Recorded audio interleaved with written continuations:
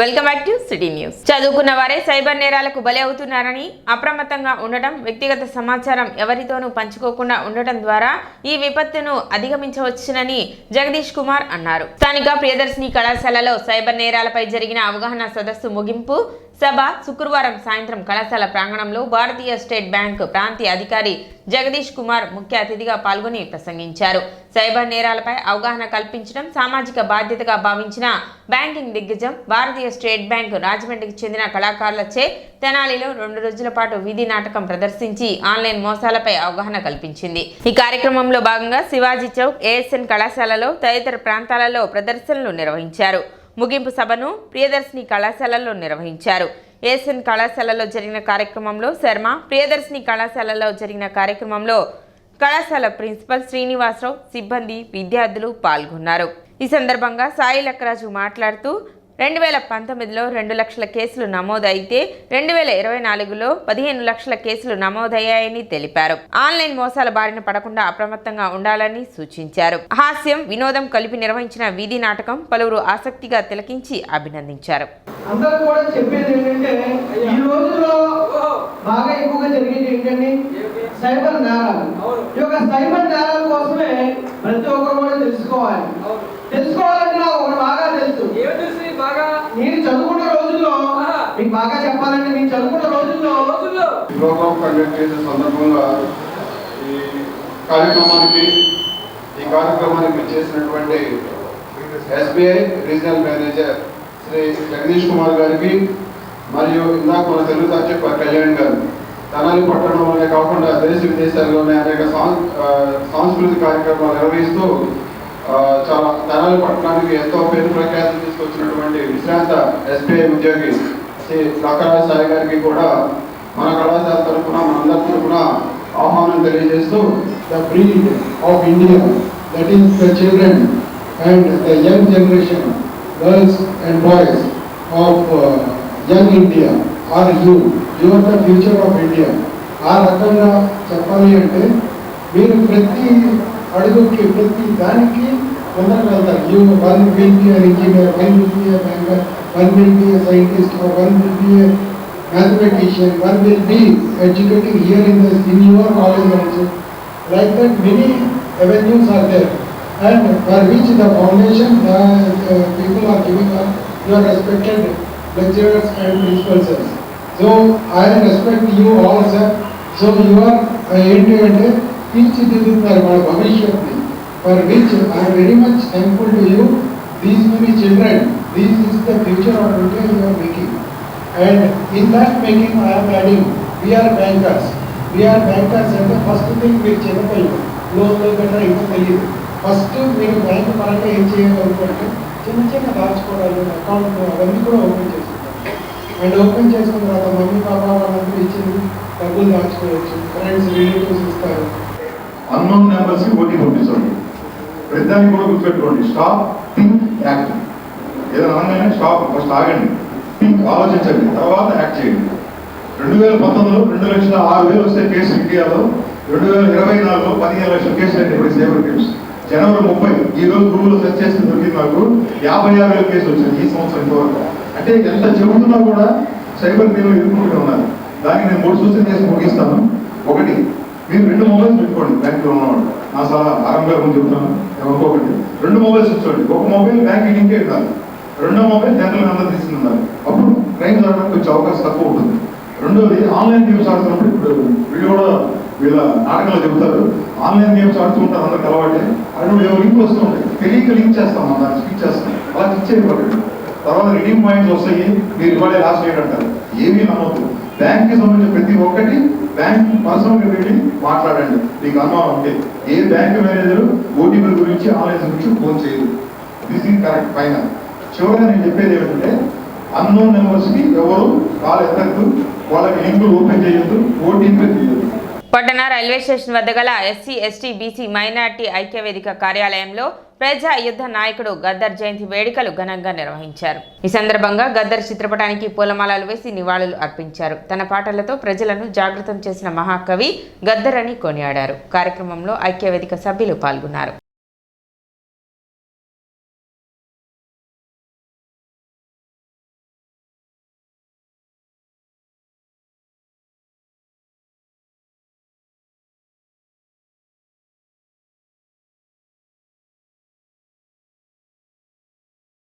కాళీమాత గుడి chairman, Telugu Desam party Tenali పట్టణ 3వ వార్డు ఎక్స్ కౌన్సిలర్, తెలుగు యువత మాజీ అధ్యక్షులు గుమ్మడి రమేష్ పుట్టినరోజు ఘనంగా నిర్వహించారు.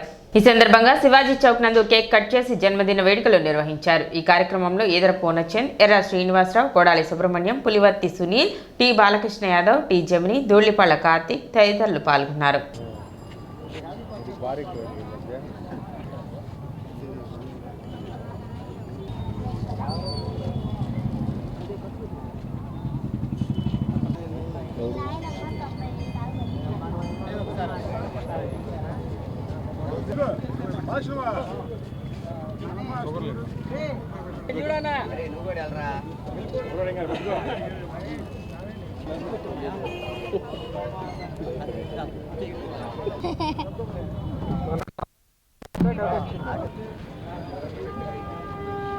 సోదరుడు గుమ్మడి రమేష్ జన్మదిన సందర్భంగా ఇక్కడ సెంటర్లో జమిని బాలకృష్ణ మిత్రబృందం ఈ పుట్టినరోజు వేడుకలు చేయడం చాలా సంతోషంగా ఉంది.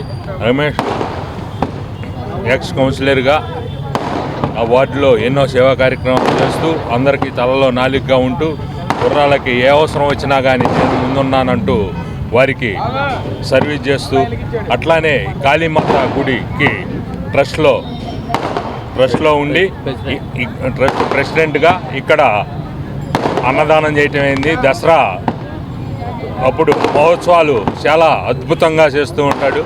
తెనాలి మున్సిపాలిటీ 3వ వార్డు ఎక్స్ కౌన్సిలర్, తనని నమ్ముకున్న కార్యకర్తని కన్నబిడ్డలా చూసుకునే మంచి మనిషి, 3వ వార్డులోని ప్రజల్ని, కష్టాల్లో ఉన్న ప్రజల్ని ఏ టైంలో తలుపు కొట్టినా వారి యొక్క సమస్యను తీర్చే మంచి మనిషి. గుమ్మడి రమేష్ అన్నగారి జన్మదినం వేడుకలు జరుపుకోవడం చాలా ఆనందంగా ఉంది. ఆయన యొక్క జీవితం సుఖ సంతోషాలతో, ఆయురారోగ్యాలతో, అష్టైశ్వర్యాలతో సాగాలని, ఆయన మన తెలుగుదేశం పార్టీలో మరిన్ని పదవులు స్వీకరించాలని మనస్ఫూర్తిగా ఆ దేవుని కోరుకుంటాము. కూటమి ప్రభుత్వం రాకతో రాష్ట్రంలో ప్రశాంత వాతావరణం నెలకొందని మాజీ మంత్రి, గుంటూరు కృష్ణా జిల్లాల ఎమ్మెల్సీ అభ్యర్థి ఆలపాటి రాజేంద్ర ప్రసాద్ అన్నారు. పట్టణంలోని ఐఎంఏ హాల్లో నిర్వహించిన డాక్టర్ల ప్రత్యేక సమావేశంలో మాజీ మంత్రి ఆలపాటి రాజేంద్ర ప్రసాద్ పాల్గొన్నారు. ఈ సందర్భంగా ఆలపాటి రాజేంద్ర ప్రసాద్ మాట్లాడుతూ గత వైసీపీ 5 ఏళ్ల పాలనలో అన్ని వర్గాల ప్రజలు తీవ్ర ఇబ్బందులు పడుతున్నారన్నారు. ముఖ్యమంత్రి చంద్రబాబు నాయుడు, ఉప ముఖ్యమంత్రి పవన్ కళ్యాణ్లు దేశ ప్రధాని నరేంద్ర మోడీ సహకారంతో రాష్ట్రాన్ని అభివృద్ధి పదంలో నడిపిస్తున్నారని తెలిపారు. రాజకీయాల్లో సుదీర్ఘ అనుభవం ఉన్న తనకు కూటమి ప్రభుత్వం ఎమ్మెల్సీ సీటును ఇచ్చిందన్నారు. తన గెలుపు మన ప్రాంతానికి గర్వకారణంగా నిలిచేలా ప్రతి ఒక్కరూ బాధ్యత తీసుకోవాలని కోరారు. ఎమ్మెల్సీగా గెలుపొంది పెద్దల సభలో మన ప్రాంత సమస్యలపై దృష్టి పెట్టి మంచి జరిగేలా చూస్తానన్నారు. వైద్యులకు గత ప్రభుత్వంలో ఎదురైన అనేక సమస్యలను పరిష్కరించేలా తన వంతు బాధ్యతగా ముందుకు వెళతానని చెప్పారు. రాబోయే ఎమ్మెల్సీ ఎన్నికలో సుదీర్ఘ రాజకీయ అనుభవం కలిగి సమాజంలో మంచి కోసం పాటుపడే ఆలపాటి రాజేంద్ర ప్రసాద్ను గెలిపించుకుందామని తెనాలి ఐఎంఏ శాఖ అధ్యక్షుడు కావూరు అనిల్ కుమార్ పిలుపునిచ్చారు. సీనియర్ వైద్యులు డాక్టర్ పాటిబండ్ల దక్షిణమూర్తి మాట్లాడుతూ రాజకీయ నాయకుడిగా నిగర్విగా ఆలపాటి రాజేంద్ర ప్రసాద్ ప్రజల మన్ననలు పొందారని తెలిపారు. అటువంటి వ్యక్తి గెలుపుకు కలిసికట్టుగా కృషి చేద్దామని ఆయన పిలుపునిచ్చారు. తొలుత ఆలపాటి రాజేంద్ర ప్రసాద్ కోవిడ్తో మృతి చెందిన వైద్యుల చిత్రపటాల వద్ద నివాళులు అర్పించారు. కార్యదర్శి మధు ప్రభాకర్, ఐఎంఎస్ శాఖ వైద్యులు తదితరులు పాల్గొన్నారు. మీ అందరూ చారిత్రాత్మకమైనటువంటి తీర్పు ఎలాంటి తీర్పు అంటే ఫాదర్ ఇయర్స్ సిన్స్ ఇండిపెండెన్స్ ఆల్మోస్ట్ 77 yearsలో చాలా ఎన్నికలను మనం చూసాం. ఈవెన్ 1983లో వెన్ తెలుగుదేశం ఎస్టాబ్లిష్డ్ ఆంధ్రప్రదేశ్, ఆ ఎలక్షన్స్లో కూడా మనం ఇంత మెజారిటీ చూడాలి. For the first time in the history of politics, in the history of Andhra Pradesh, ఇంత పెద్ద ఎత్తున మెజార్టీలు కానీ 175, 164 సీట్లు గెలిపించినటువంటి ఘనత మీ అందరికీ దక్కిందని చెప్పి ఈ సందర్భంగా. సో మీరు ఇచ్చిన గౌరవము, నమ్మకం, విశ్వాసాన్ని ఉంచి ఈ రాష్ట్రంలో ఏదైతే పోగొట్టుకున్నామో దాన్ని తిరిగి తెచ్చుకోవడానికి ప్రయత్నిస్తున్నటువంటి కూటమి నాయకత్వాన్ని మనం ఒకసారి గౌరవించుకోవాలి, హర్షించాలి. ప్రపంచ చరిత్రలో కూడా ఎక్కడ కూడా ఇట్లాంటి జరగదు. ఏం జరగలేదు అని అంటే ఎవరైతే ఆ ప్రాంతంలో నివసించేవారో వాళ్ళ యొక్క దాతృత్వంతో వాళ్ళు కూడా భాగస్వాములు అయినటువంటి రాజధాని. That is the reason always calling as a peoples capital. ప్రజా రాజధానిని ఊరికి అంటున్నాం మనం. ప్రజల చేత నిర్మించబడినటువంటి రాజధాని కాబట్టి ప్రజా రాజధాని అని చెప్పి నామకరణం ఏంటంటే అమరావతి చెప్పి మేము మంచి ప్రభుత్వాన్ని కోరుకుంటామని చెప్పి భవిష్యత్తులో కూడా కోరుకుంటామని చెప్పి తెలియజెప్పాల్సినటువంటి బాధ్యత మనందరిపై ఉంది అనే భావం. సమాజం బాగుండాలి అంటే రాజకీయాలకు ప్రక్షాళన జరగాలనే భావన కలిగినటువంటి వ్యక్తులు ఇక్కడ ఎక్కువ ఉన్నారనే భావన అయితే మాత్రం నాకు మొదటి నుంచి ఉన్నటువంటి ఈ గడ్డ పోరాటాలకు పుట్టిగడ్డ అనేది ఉద్యమాలకు ఊపిరి పోసినటువంటి గడ్డ ఇంకా ఆ యొక్క క్షాత్రం కలిగినటువంటి పుణ్యభూమి జనాలని భావిస్తాను. నా ద్వారా నా ఎన్నిక ద్వారా మీరు మద్దతు పలకాలని చెప్పి ఈ సందర్భంగా కోరుకుంటూ మీకున్న సమస్యలన్నీ కూడా నేను కూడా మొట్టమొదటిసారిగా ఈ సమస్యలోకి అడుగు పెడతాం. So I'm new to this era. ఈ రోజున పట్టభద్రుల్లో మరి పట్టు సాధించాలని చాలా కష్టం. ఒకరికే 3 ఆలోచనలు ఉంటాయి, ఎందుకంటే తెలియగలను. మరి ఆ రకంగా మనం సమస్యగా అర్థం చేసుకోవాలి, సమస్యను ఎట్లా పరిష్కరించాలనేది నేను అర్థం చేసుకునే కంటే కూడా కూటమి నాయకత్వం ఈ రోజున సమస్యల పట్ల అవగాహన చేసుకునేటువంటి నాయకత్వం ఉండడం మన అదృష్టం. ఈ రోజు కాకపోతే రేపు అర్థం చేసుకునేటువంటి నాయకత్వం ఉంది కాబట్టి కొంత సమయం తీసుకుంటుంది. ఖచ్చితంగా మన సమస్యలన్నింటికి పరిష్కార మార్గం చూపించగలిగినటువంటి నాయకత్వం ఉంది. ఫస్ట్ అండ్ ఫార్మోస్ట్ ఈ కాంట్రవర్సీ ప్రొఫెషనల్ ట్యాక్సా, ట్రేడ్ ట్యాక్సా, కమర్షియల్ ట్యాక్స్ అనేది మీరు సరిదిద్దాలి సార్. మాకు తెలిసినంత వరకు ఐఎంఏ, స్టేట్ ఐఎంఏ కానీ సెంట్రల్ ఐఎంఏ కానీ doctors are not commercial sir. They are not, it is only profession. And even Maharashtra కానీ తెలంగాణ హైకోర్టు నుంచి జడ్జిమెంట్ కూడా ఉంది sir. we should not pay a trade license. We are not eligible for that. If trade license కి మనం కడితే professional tax ఎందుకు కట్టాలి? ఇది ఒకటి మా సమస్య తీర్చాలి sir. AP medical council renewal క్వాలిఫికేషన్స్కి గత 6 నెలల నుంచి మేము చాలా ఇబ్బంది పడుతున్నాం. అంటే పర్సనల్గా నాకు కూడా అక్కడ కన్ఫ్రంటేషన్ జరిగింది.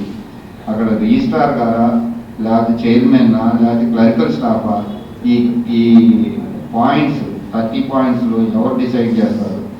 అంటే మేము అసలు నేషనల్ కాన్ఫరెన్స్కి వెళ్తే మాకు 20 పాయింట్స్ ఇస్తున్నారండి. కానీ మొన్న నేను వెళ్ళినప్పుడు చాలా కన్ఫ్రంటేషన్ జరిగింది. ఆ క్లర్క్ నేను యాక్సెప్ట్ చేయను అంటున్నాడు. ఒక్కసారి మీ దృష్టి దాని మీద సాధించాలి సార్. కోవిడ్ సమయంలో ప్రాణాలకు తెగించి వైద్య సేవలు అందిస్తూ మృతి చెందిన వైద్యులను స్మరిస్తూ తెనాలి ఐఎంఏ ఆధ్వర్యంలో క్యాండిల్స్ ర్యాలీ నిర్వహించారు. ఈ సందర్భంగా ఐఎంఏ అధ్యక్షుడు కావూరి అనిల్ మాట్లాడుతూ పట్టణానికి చెందిన డాక్టర్ లవకుశులు, డాక్టర్ రాంబాబు, డాక్టర్ ప్రేమ్చంద్లు కోవిడ్లో వైద్య సేవలు అందిస్తూ కోవిడ్తో మృతి చెందారని గుర్తు చేసుకున్నారు. వారి సేవలను స్మరించుకుని నివాళులు అర్పించారు. సెక్రటరీ మధు ప్రభాకర్, వైద్యులు Patibandla Dakshinamurthy, Chandu Sambasivudu, Jasti Subbarao, Vemuru Seshagirirao, doctor Umamaheswararao, doctor Shyamprasad, doctor Avula Chakravarthy, Uppala Pavani Priyanka తదితరులు పాల్గొన్నారు. ప్రాణాలను తెగించి ఒక సోల్జర్స్ లాగా, అంటే ఒక జవానులాగా, ఒక నిష్ణాతులైన మా వైద్యులందరూ ఎంతో సేవలు అందించి మన భారతదేశాన్ని ఒడ్డున పడేశాం. అందులో భాగంగా మన తెనాలి నందు సీనియర్ మోస్ట్ ఫిజిషియన్ డాక్టర్ లవకుశులు గారు, నా క్లాస్మేట్ అయిన డాక్టర్ రాంబాబు గారు, గవర్నమెంట్ జనరల్ హాస్పిటల్లో పనిచేసిన డాక్టర్ ప్రేమ్చంద్ గారు ఈ కరోనా పేషెంట్లకు వైద్యం చేస్తూ వారు కూడా అసువులు బాస్తారు.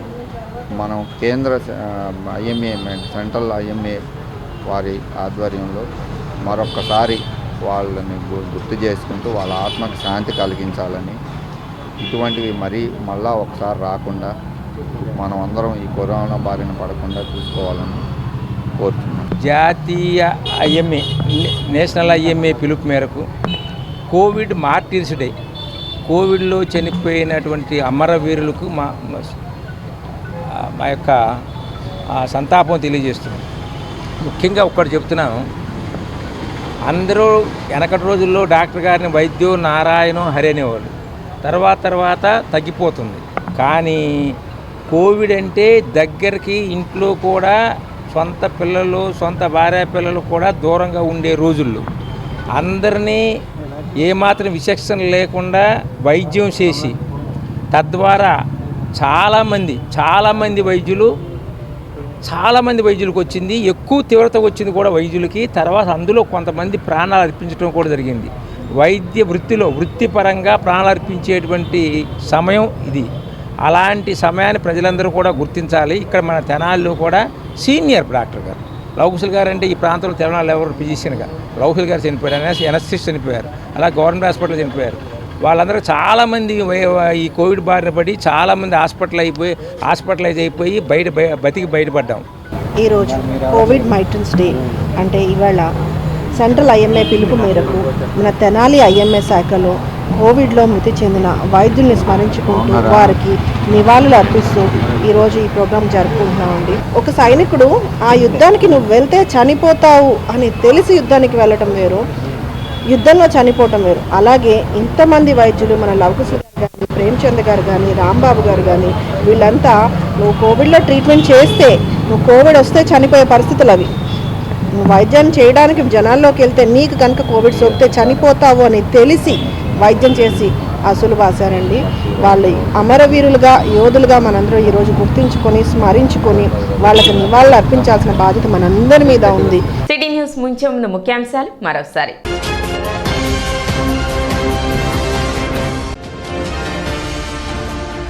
ఘనంగా వాసవి అమ్మవారి ఆత్మార్పణ దినోత్సవం వేడుకలు. ప్రభుత్వ లాంఛనాలతో అమ్మవారికి పట్టు వస్త్రాలను సమర్పించిన మంత్రి నాదెండ్ల మనోహర్.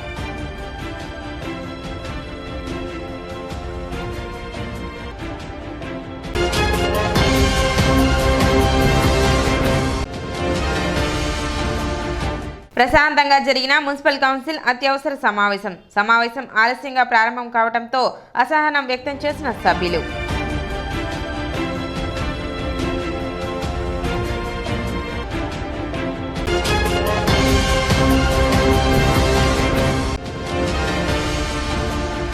శుక్రవారం తెనాలి చేరుకున్న సిపిఎం రాజధాని నిర్మాణ రాష్ట్ర అభివృద్ధి జాథా.